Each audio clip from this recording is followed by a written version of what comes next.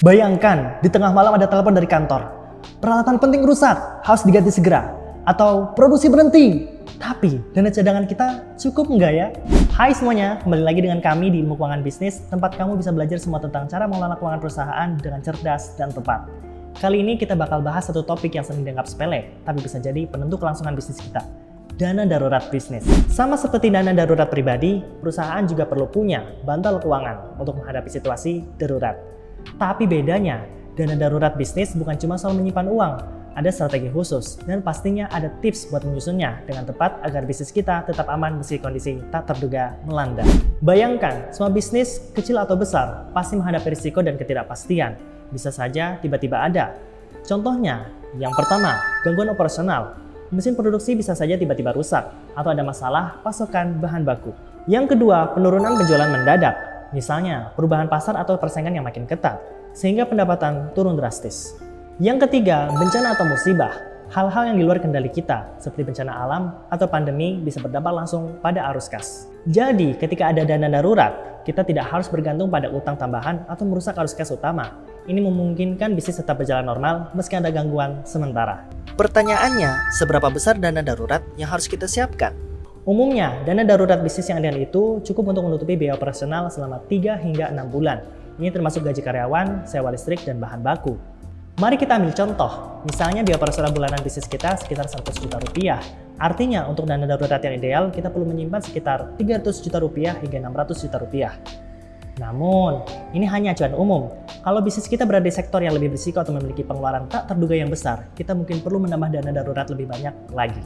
Sekarang, mari kita bahas strategi agar kita bisa menyiapkan dana darurat tanpa mengganggu arus kas harian. Yang pertama, analisis biaya operasional.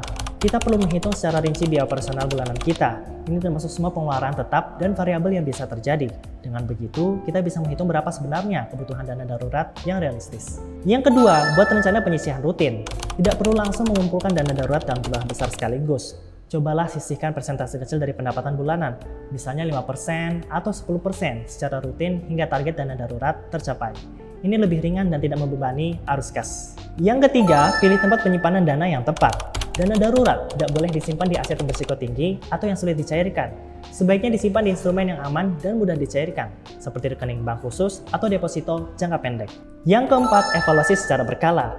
Kondisi bisnis berubah dan begitu pula dengan kebutuhan dana darurat. Evaluasilah dana darurat kita setidaknya setiap 6 bulan sekali. Apakah jumlahnya masih cukup? Apakah ada perubahan dalam biaya personal yang perlu disesuaikan? Supaya dana darurat bisnis kita efektif, hindari beberapa kesalahan umum sebagai berikut. Yang pertama, menggunakan dana darurat untuk biaya operasional rutin. Dana darurat harus tetap disentuh hanya untuk keadaan darurat. Jangan gunakan dana ini untuk menutupi biaya rutin sehari-hari, karena akan merusak rencana keuangan jangka panjang.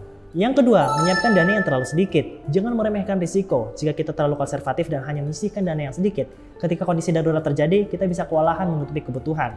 Yang ketiga, menunda pembuatan dana darurat. Jangan tunggu sampai bisnis mapan atau lebih besar untuk mulai menyiapkan dana darurat. Semakin awal kita mulai, semakin cepat bisnis kita siap menghadapi kondisi tak terduga.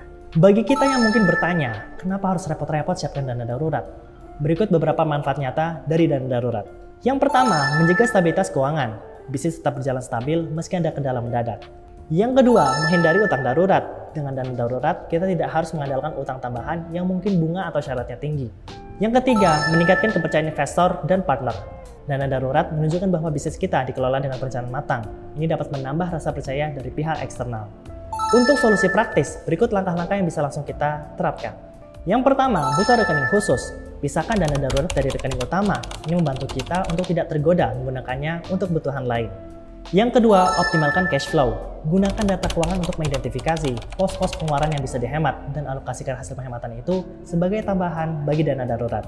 Yang ketiga, cari pendapatan tambahan atau diversifikasi pendapatan. Jika ada peluang untuk meningkatkan pendapatan bisnis atau menciptakan diversifikasi, manfaatkan untuk mempercepat pengumpulan dana darurat.